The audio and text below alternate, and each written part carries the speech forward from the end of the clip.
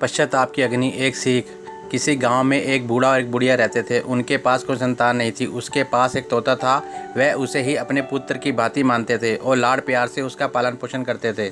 उन्होंने उस तोते का नाम चंद्रसखा रखा था।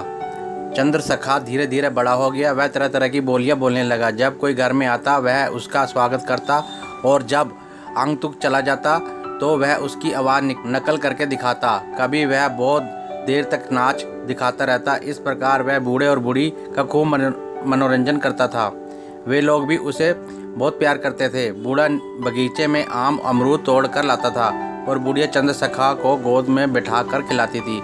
एक दिन चंद्रसखा ने बूढ़ी से कहा, दादी माँ, मैं अपने मित्र के साथ जंगल में फल खाने जाऊंगा। बुढ़िया बोली, ठीक है, मगर पहले अपने दादा से पूछ लो। चंद्रसखा दादा के पास गया और बोला, दादाजी, मैं अपने मित्र के साथ फल खाने जंगल में जाऊंगा। बूढ़े ने कहा, बेटा, फल तो मैं तुम्हें बाग से तोड़ कर ला दूंगा, जंगल में जाकर क्या करोगे? चंद्रसखा जिद करते हुए बोला, नहीं दादाजी, मैं आज बाग के फल नहीं खाऊंगा, मैं जंगल में जाकर फल खाऊंगा। इस बहाने थोड़ा घूम भी लूँगा। यह सुनकर बूढ़े ने कहा, अच्छा, जैसी तुम्हारी मर्जी, लेकिन घूम कर जल्दी लौट आना। जब तक नहीं आओगे तब तक हमें तुम्हारी चिंता लगी रहेगी।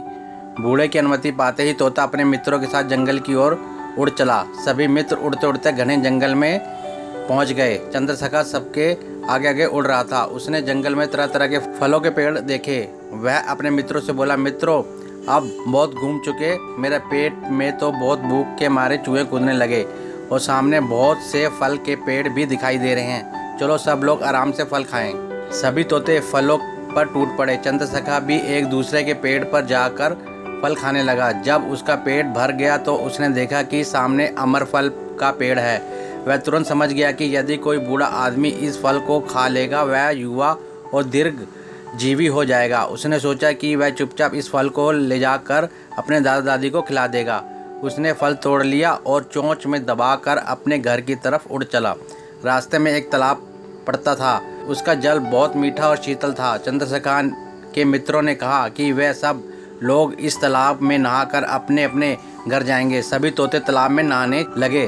चंद्रसखा ने अपनी चोंच का फल तालाब के किनारे एक झाड़ी में रख दिया और नहाने लगा। उस झाड़ी में एक विषधारी सांप रहता था। उसने अपना विष उस फल में डाल दिया। चंद्रसखा को इस बात का कोई पता नहीं चला।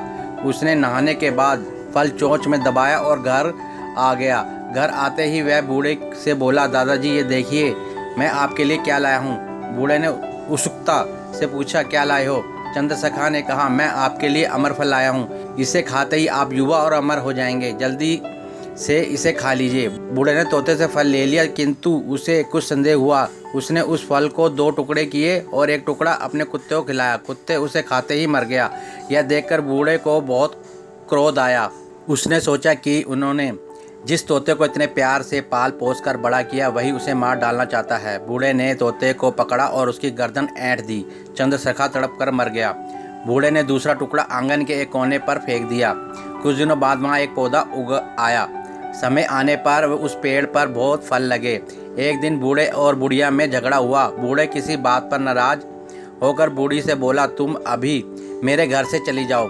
बूढ़ी ने रोते हुए कहा, जब मैं युवती थी तब तुम मुझे बहुत प्यार करते थे। अब मरने का समय निकट आने पर मुझे घर से निकाल रहे हो। अब मैं कहाँ जाऊँ? मेरे लिए मर जाने के सिवा और कोई उपाय नहीं है।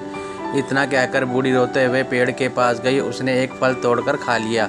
वह सोच रही थी कि विष वाला फल खाने के कारण उसको मृत्यु हो जाएगी, किंतु हुआ ठीक उसका उल्टा। वह बूढ़ी से युवती बन गई। उसे बहुत आश्चर्य हुआ। उसने एक फल तोड़ा और बूढ़े के पास जाकर कहा, देखो, झगड़ा खत्म करो, मैं फल खाकर युवती बन गई हूँ, तुम भी यह फल खाकर युवक बन जाओ। बूढ़े को हंसी आ गई। उसने फल खा लिया। खाते ही वह युवक बन गया। बूढ़ा बूढ़ी युवक युवती बनकर बहुत खुश हुए। उन्हें बस यही दुख हुआ कि उन्होंने बिना सोचे समझे चंद्रसखा को मार डाला। वे दोनों चंद्रसखा की मृत्यु का अपने आप को अपराधी मानकर पश्चाताप करते रहे। विशेष पश्चाताप की अग्नि में जलने से अच्छा है कि हर कार्य को भली भांति विचार विमर्श करके ही उदार हृदय से उच्चारण करें। जय माता दी।